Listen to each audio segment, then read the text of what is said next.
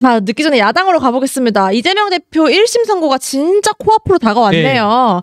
일단 이번 주 금요일 공직선거법 선고부터 나오고요. 25일엔 위증교사 혐의 선고도 나오는데 네네. 이재명 대표가 연일 글을 올리고 있습니다. 네. 보셨겠지만 네. 지난주에는 그래 교사를 했다고 치자. 그런데 결과적으로 실패한 교사인데 이게 어떻게 죄가 되냐라고 네. 했고요. 오늘도 글을 올렸습니다. 내가 김진성에게 기억을 되살려 있는 대로 말해달라고 한 게 어떻게 위증이 되느냐면서 무죄를 계속 주장하고 있습니다. 이런 메시지 행보 어떻게 해석하십니까? 저는 그러니까 방금 말씀하신 몇 가지 것들은 이미 다 논파되었다라고 보고 있고요. 네. 특히나 이제 마지막에 말씀하신 뭐 기억을 되살려봐라 이게 어떻게 그런 거냐? 그냥 있는 그대로 말하라는 건데. 그렇습니다. 근데 여러분 그러잖아요. 제가 군인주 기자님 보고 자꾸 저 그때 일주일 전에 이 자리에서 그런 말 했잖아요. 일주일 전이라고 그러면 좀 뭐하고 1년 전에 저 처음 만났을 때 저한테 전화번호 달라고 했잖아요. 생각해 보세요. 기억 안 난다. 아니 다시 한번 생각해 보라니까. 생각이 날 것 같은데요. 그리고 내가 시타저널 사장님을 잘 알아요. 다시 한번 생각해 봐요. 이런 식으로 하면 압박을 느낄 수밖에 없다라는 생각이 들거든요. 네, 너무 느껴지네요. 네. 상대방이 어떻게 느낄 거냐는 거죠. 그리고 전화로 자꾸 해가지고. 네. 그다음에 저는 이제 시간이 짧아가고 저 같은 뭐 제가 정치 전문가가 아니니까 저는 오늘 여러 가지 기사를 보다가 공직선거법 제270조 조항이 나오길래 한번 조문 한번 찾아봤거든요. 네. 그랬더니 공직선거법 제270조 해서 제목이 어떻게 되냐면 선거범의 재판 기관에 관한 강행 규정이라고 되어져 있더라고요. 네. 저 이제 제가 당연히 법률 전문가는 아니지만 뭐 세법 전문 많이 보고 때로는 시민사회 활동하면서 가급적이면 저는 뭐 홍익대 전성희 교수님을 되게 존경하는 입장인데 제가 무슨 이야기 툭 하나 던지면 저희 이제 같이 단체에 있을 때인데 무슨 전성희 교수님 이러합니다. 뭐 삼성바이오로직스 회계처리 이러합니다 하면은 꼭 질문이 그거예요. 근거는요? 조항은 몇 조죠? 이런 걸 툭툭 던져요. 그러면 처음에 짜증나더라고요. 내 말 못 믿나? 뭐 이러다가 이런 게 다 허점이 되더라고요. 그래서 어디 가서 말할 때 법률 전문가는 아니지만 조문 하나 찾아보고 하는 그런 버릇이 있는데 제가 말씀드리려는 건 뭐냐면 강행 규정이란 표현이에요. 모르겠습니다. 법조문에 강행 규정이란 이 명문화된 문구가 얼만큼 많이 나온지 모르겠는데 저는 되게 생소하더라고요. 여러분 강행 규정이라고 하는 건 이대로 해야 된다라는 거잖아요. 그쵸? 이게 강행 규정에 반대되는 게 뭐 예시 또는 조금 고상한 말로 훈시 규정. 그러니까 야 뭐 예를 들어 이러 하여야 한다라고 하면 꼭 그래야 되는 게 아니라 하나 예를 들어준 거야. 자꾸 저기 뭐 어디로 가지 마 그런 말 하지 마 한다라고 해서 꼭 그런 말 하란 말이 아니라 적당히 말이 그렇지 뜻이 그렇단 말이냐 이런 건데 이 강행 규정이라는 것은 그렇게 해야 된다라는 거 아니에요. 맞아요. 그래서 제가 읽어보니까 여러분 저는 모르겠습니다. 한번 읽어볼게요. 선거범과 그 공범에 관한 재판은 다른 재판에 우선하여 신속히 하여야 하며 그 판결의 선고는 제1심에서 공소가 제기난 날로부터 6개월 이내에 2심과 제3심에서는 전심의 판결이 선고가 있은 날로부터 3월 이내에 반드시 하여야 한다. 맞아요. 그래서 한번 제가 이 사건 공소일이 언제인지 봤더니 2022년 9월 8일이에요. 2년 넘었네요. 네. 그러면 공소 제기날로부터 6개월 이내에 하도록 되어져 있는데 이거 강행 규정을 못 지킨 거잖아요. 일단은 아직 이미 못 지킨 거네요. 서로 그리고 전 그래요.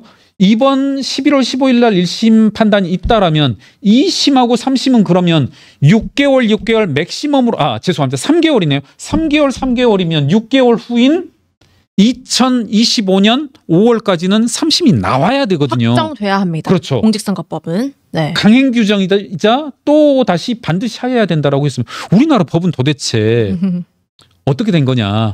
국회의원과 법을 만드는 국회의원과 법을 적용하는 사법부는 법을 안 지켜도 되는 거냐라는 아주 단순한 민초들의 마음을 한번 담아보고 싶다.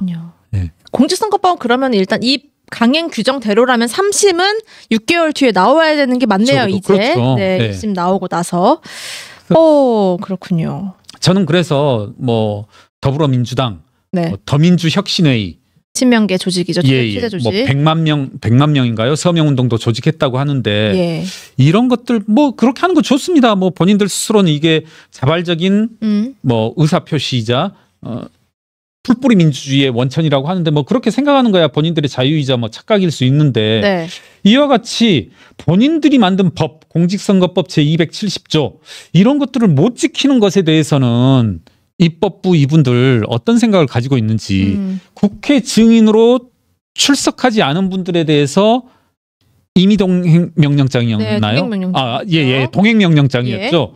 임의동행이 아니라 동행명령장을 발부하고 무차별적으로 발부하고 했었는데 본인들 이런 것에 대해서는 어떤 입장을 취할 것인지 조금은 기초를 좀 지켜달라라는 부탁을 사법부와 입법부 양쪽에 좀 드리고 싶습니다. 양쪽에 그렇습니다. 마지막 한마디 여쭙고 마무리하려고 할 텐데요. 지난 주말에도 민주당이 두 번째 장외 집회를 열었습니다.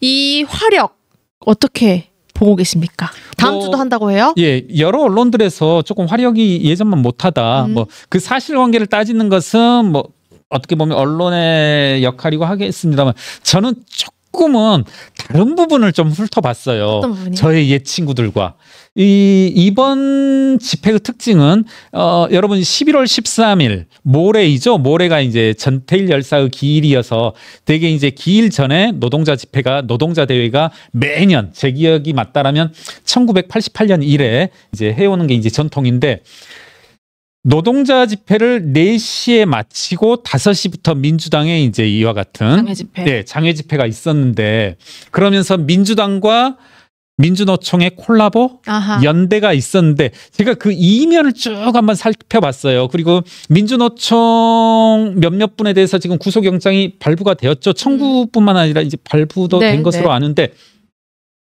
그 이면에는 뭐 이런 표현 뭐 저는 할 필요가 있다라고 생각하는데 지금 민주노총 지도부는 소위 진보당 계열, 소위 NL 주사파 계열이거든요. 이분들이 이제 주도적 역할을 하면서 되게 친민주당적 성격의 그리고 정권 퇴진 구호를 전면에 내걸고 하는데 사실 민주노총 저변의 민심들은 그러지 않은 걸로 알고 있어요. 이건 제 말씀이 맞을 겁니다. 네. 그러면서 4시 집회를 노동자 대회를 마치고 이 소위 말하는 경찰과의 충돌 과정에서 8분인가요? 그분들이 이제 그 현장에서 연행되고 이제 구속 영장이 신청되어졌는데 이게 하나의 퍼포먼스라는 거죠. 네. 순전히 어떻게 보면 민주노총과 민주당과의 어떤 퍼포먼스였다. 이게 저 이야기 들어보면 되게 황당해요. 어떻게 했냐면 제 말씀이 아마 맞을 겁니다. 민주노총은 타선 2개를 맞고 집회를 하겠다라는 그 집회 허가 및 신고를 했고 그럼 된 거죠. 그리고 그 안에서 하면 되죠. 네. 뭐 어떻게 보면 뭐 그걸 누가 뭐라고 하겠습니까? 뭐 좀 불편한 사람이 있을지언정.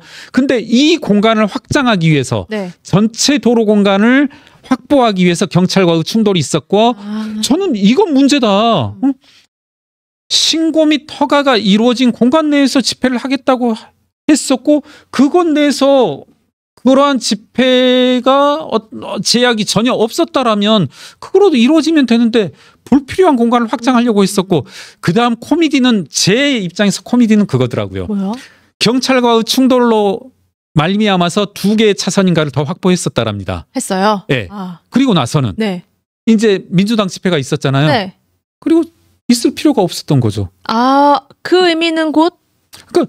아니 그 의미는 2개 차선은 그냥 순전히 한번 싸우고 싶다. 그러니까요. 전 정말 그런 것 같아요. 싸우고 싶다.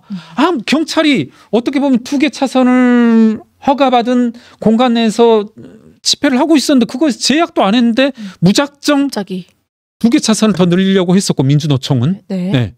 그리고 나서 늘린 다음에 충돌을 일으킨 다음에 어떻게 보면 그 공간을 더 차지하고 있을 이유가 없으니까 자연스럽게 이제 다시 이렇게 왔다던데 도대체 이 소위 말하는 그 진보당 계열에 의해서 진보당 측 인사들이 그 계열분들이 이제 민주노총의 상층 지도부일 텐데 그분들은 이 퍼포먼스는 도대체 왜 한 거냐.